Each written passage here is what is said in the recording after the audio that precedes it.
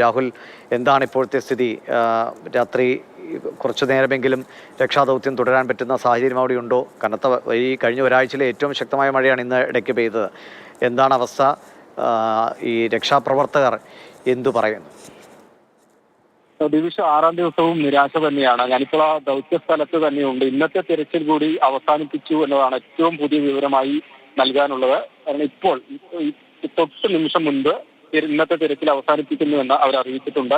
ഏതായാലും നിരാശാജനകമായ ഒരു കാര്യം തന്നെ. 6-ാം ദിവസത്തെ തിരച്ചിലും നമ്മൾ ആഗ്രഹിച്ചതുപോലെ അല്ലെങ്കിൽ പ്രാർത്ഥിച്ചതുപോലെ ഫലവത്താവാതെ അവസാനിപ്പിക്കേണ്ടതായി വന്നിരിക്കുകയാണ്.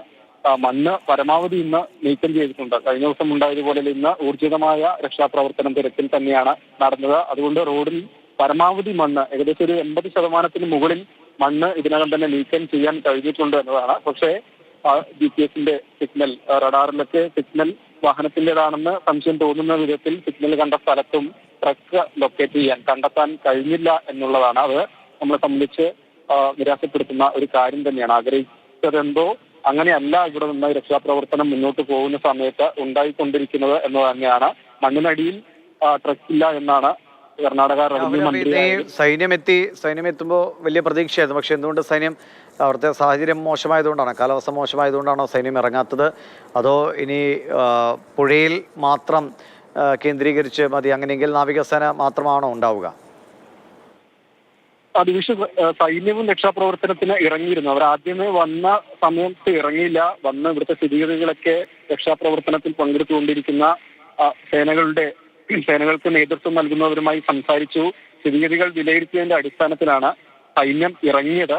അവരും ഈ മണ്ണ് മാറ്റുന്നതിന് തന്നെ സംയുക്തമായി മണ്ണ് മാറ്റുന്ന പ്രവൃത്തിക്കാണ് നേതൃത്വം നൽകിയത്. ബാക്കി തരത്തിലുള്ള തിരച്ചിലോ അല്ലെങ്കിൽ രക്ഷാപ്രവർത്തനമോ ഒന്നും സൈന്യവും നടത്തിയില്ല. മണ്ണ് നീക്കം ചെയ്യുന്നതിന് തന്നെയാണ് മുൻഗണന നൽകിയത്. പക്ഷേ റോഡിന്റെ 4 വരി റോഡാണ്.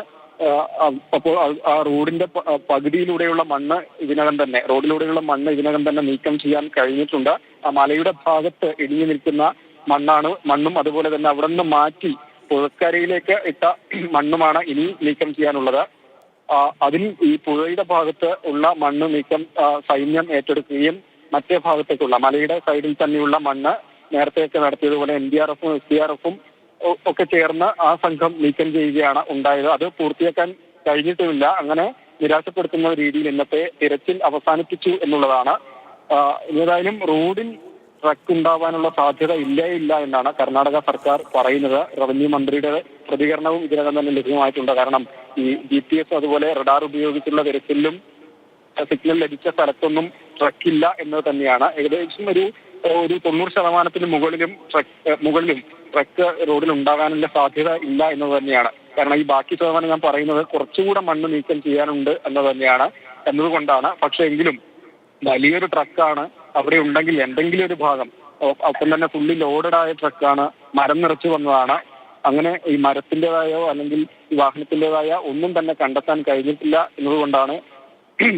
എന്നതാണ്.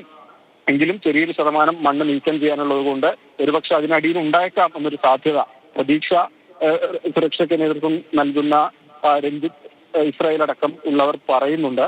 എങ്കിലും ഇനി പുഴയിലേക്ക് കൂടുതൽ ശ്രദ്ധ കേന്ദ്രീകരിച്ചുള്ള ഒരു തെരച്ചിൽ നടത്തണം എന്നതുകൂടിയാണ്. അപ്പോൾ സൈന്യം ഇതിനകം തന്നെ ഇവിടെ ഉണ്ട്. അവരുടെ റഡാർ സംവിധാനം വെള്ളത്തിനടിയിൽ ഒക്കെ തിരയാൻ കഴിയുന്ന വിധത്തിലുള്ള ആധുനിക രീതിയിലുള്ള റഡാർ സംവിധാനം നാളെ കൊണ്ടുവരും എന്നൊരു വിവരം കൂടിയാണ്.